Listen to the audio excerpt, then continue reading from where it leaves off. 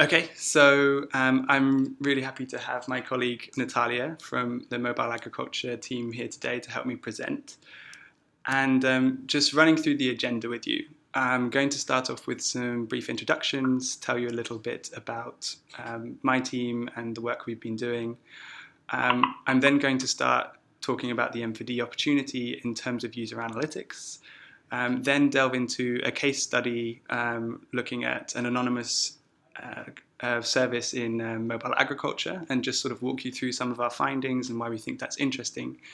I'll then pass over to Natalia to introduce the mobile agriculture program, talk a little bit about the importance of analytics in project implementation from her perspective, and we'll try and wrap that up for you quickly so we can get to some Q&A and answer any of the questions that you might have on the line.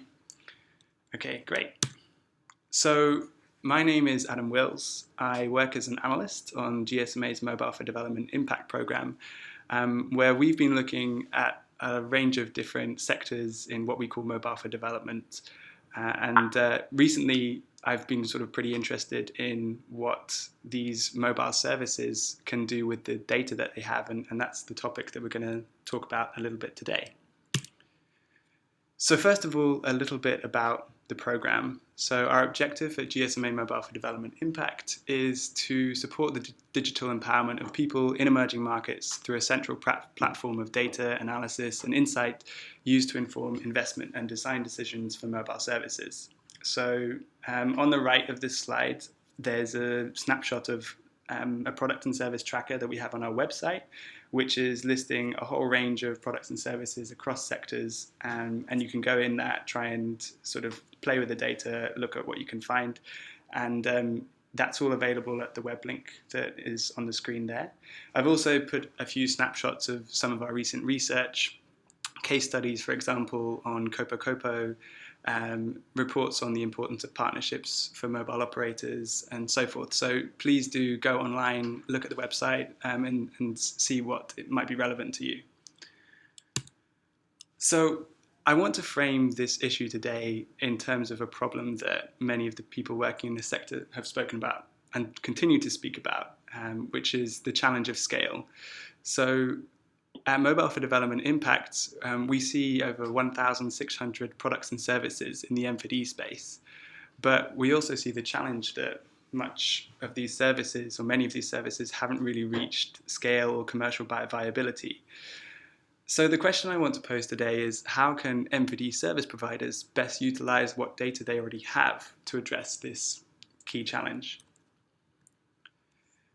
So when I talk about the mobile opportunity here, I'm really talking about the fact that those delivering mobile products and services across a range of sectors, mobile money, mobile agriculture, mobile health, and so on, really have something quite interesting in common. They have a smart delivery channel to the end user. And on the right of this slide, I've sort of just tried to outline some of the interesting data points we might be able to capture when we think about what those end users might be doing. For example, we might look at payments being made. We might look at just registrations for a service. Operators can look at calls being made.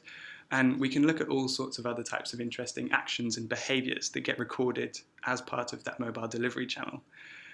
But don't simply assume that many M4D services are at capturing and using such data. I think part of the message of this presentation is that we should be doing more about that and trying to think in a smarter way about doing it across a range of sectors in mobile for development.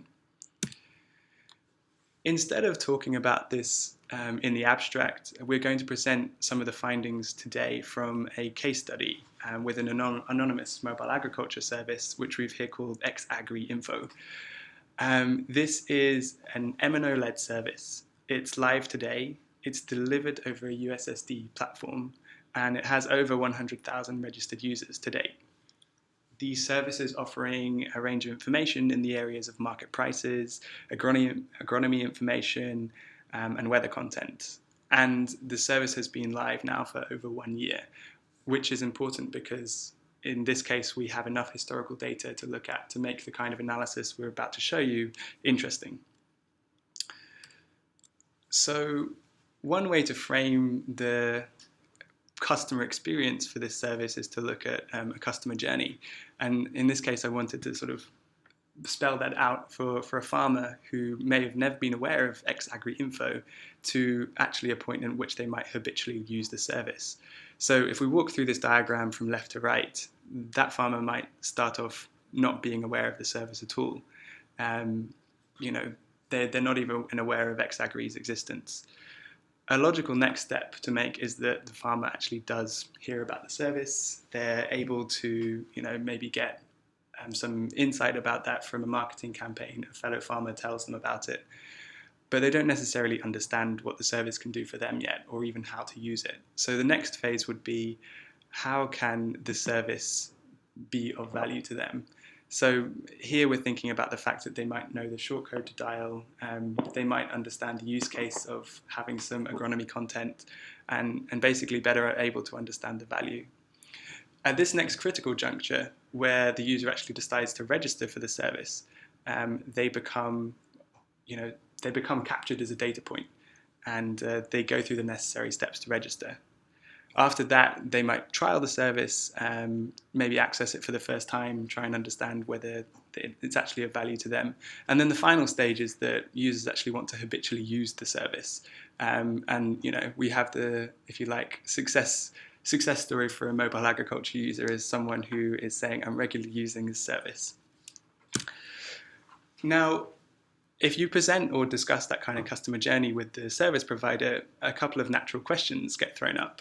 In this case, the service provider asked, how does the customer journey tell me where I'm losing value? In other words, I've got a bunch of users for my service. How many of them are delivering value to my service at different stages of that journey, and what does that look like? The next question is, how many people are actually stuck at different stages of that journey towards regular use of my service? The third question that we're going to look at here is, where should I focus resources to see improvements in usage?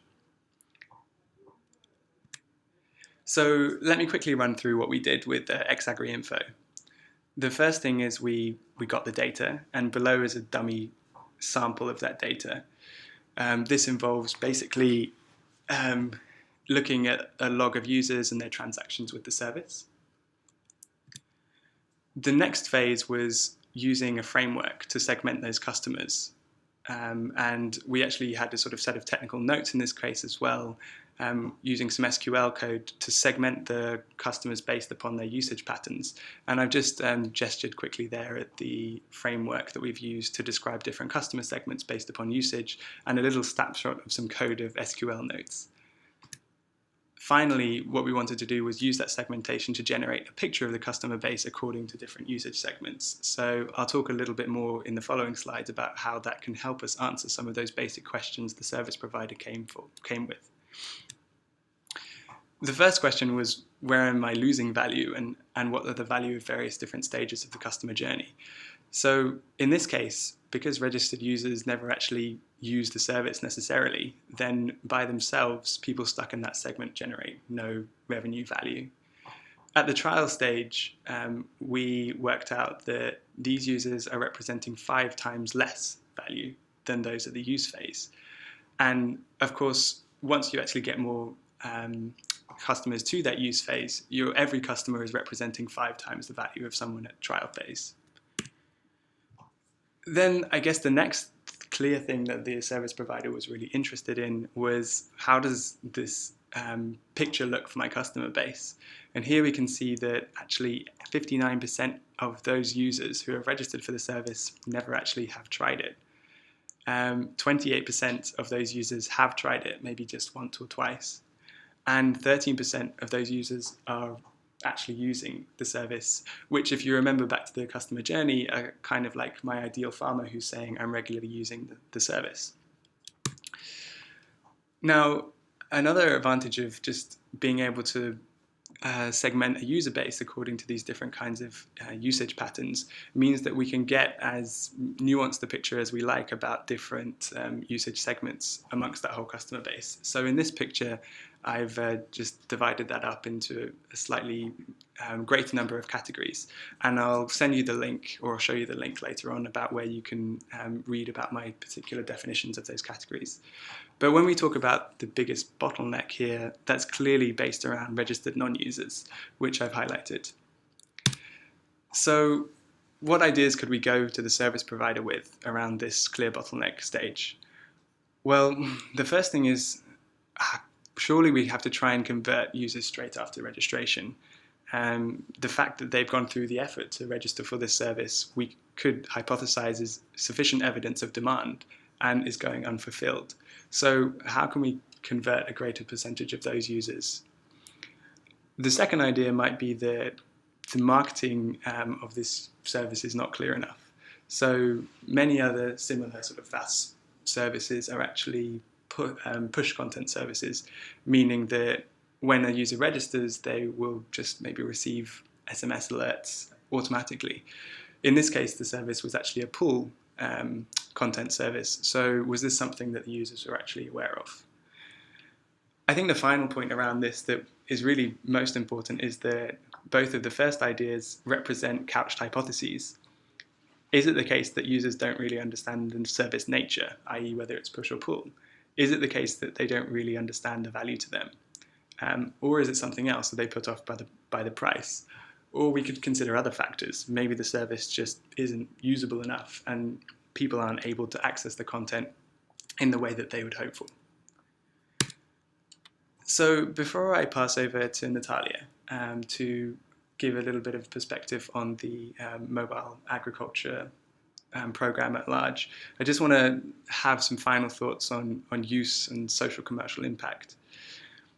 I think the first point is that for me, usage comes before impact and scale. So when we think about social or commercial gains, surely we have to think first about people using the service to a sufficient degree. And that's where I think these kind of customer journey analyses and segmentation frameworks can be useful for a wide range of service providers. I think the second point is that mobile is just not a magic tool. We need to design things well, and we need to use data to inform how we're actually designing around problems. Data gives us a great way to understand where those problems and bottlenecks are, and the next challenge is to make sure that we design most effectively around them to unblock those bottlenecks in service usage. I guess the final point that's of real interest to me here is that this framework is something that we've seen work equally well in mobile money, and they have a great case study that looks at the mobile money deployment and a similar customer segmentation framework. So now that we've seen this work quite well in two sectors, can we see more?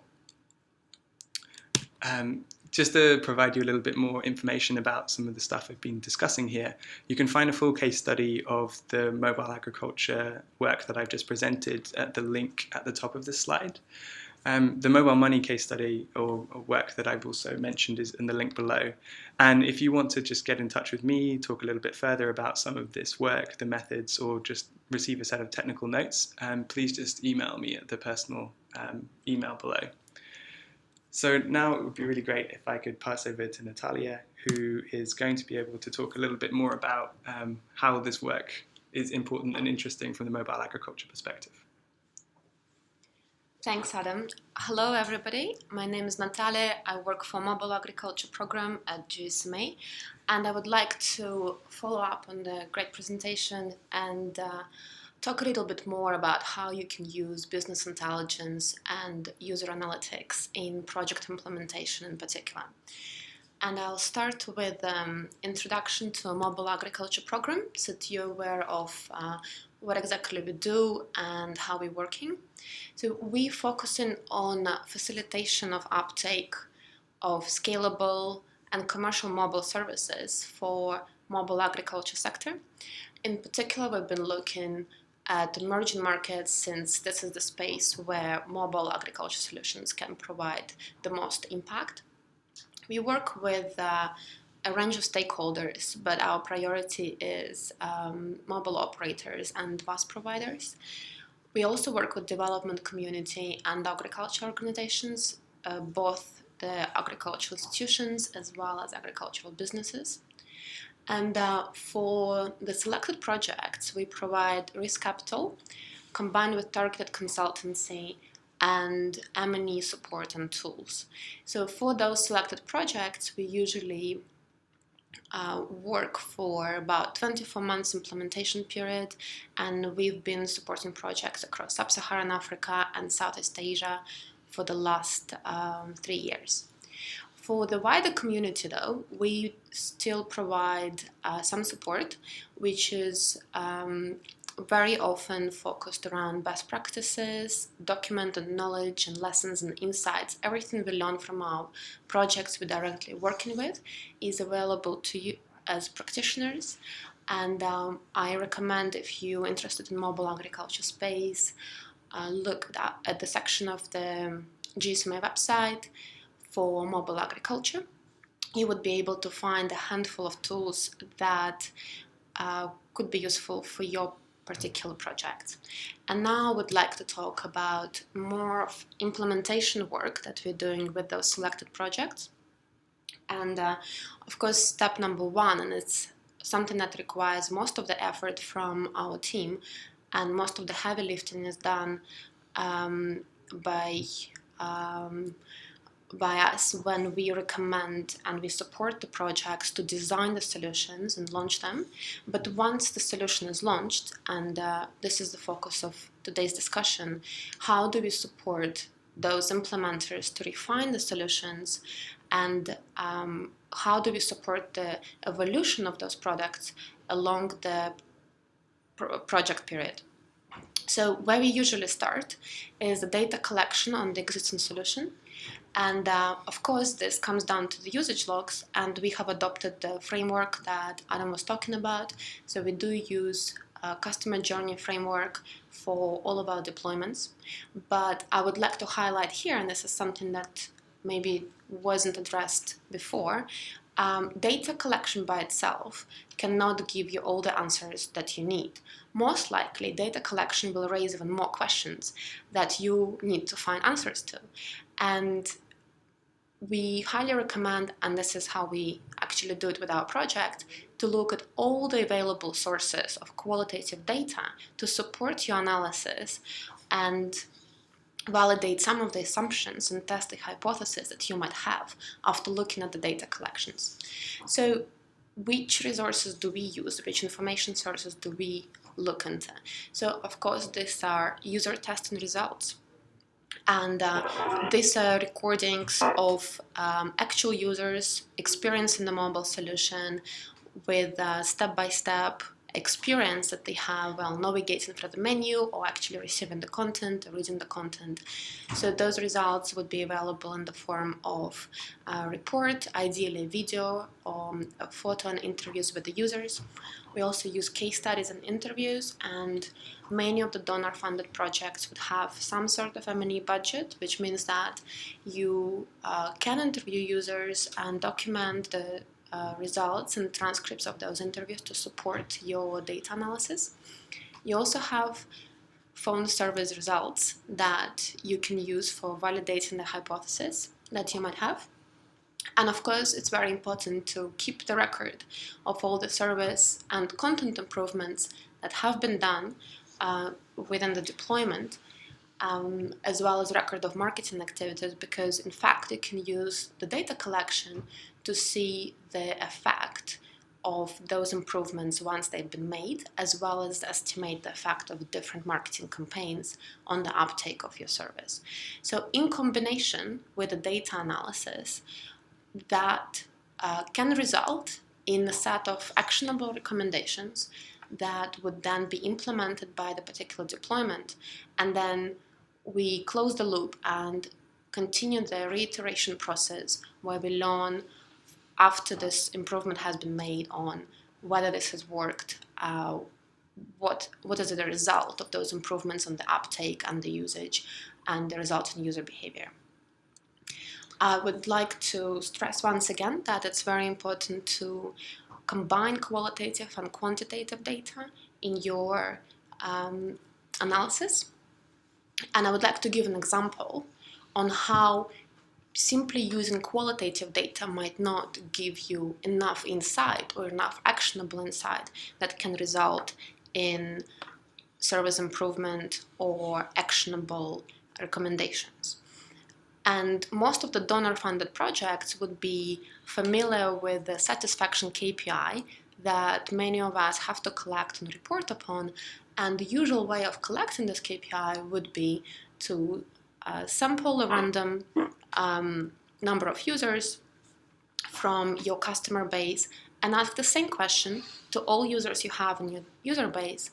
And that might be something that as simple as how satisfied you are with the service. It might be a more complex question, including the scorecard, when users can rank the usefulness of your service on the range of 1 to 5, or how likely they are to recommend the service to their neighbor. But in fact, this will not give you anything outside of just satisfaction KPI. It wouldn't result in any meaningful insights on what you have to improve with the service or a product that you're running. While if you use data analysis first and you segment your user base and you target the questions that you ask to each particular segment, you would be able to generate much more meaningful insights. And I would like to give an example here. From the first presentation, we have seen that number of users are being stuck at the category of registration, where after registration they do not use the service. And here we can come back to this particular segment and ask them, why did you register but never use the service? Or you can even ask a more complex question if you have certain hypotheses based on the video evidence, for example, from the user testing. And the examples there might be that you have a hypothesis that users actually try to use the service, but the menu of USSD service is so long that while they're trying to reach the content, USSD timeout prevents them from actually requesting that content. And you might ask this question to this end users. Another example might be that they have registered, but they have forgotten or they don't know the number that they need to dial in order to register the service. So the way we've been testing this hypothesis is by calling the users who registered but not using the service and asking them to remind us what the service number was.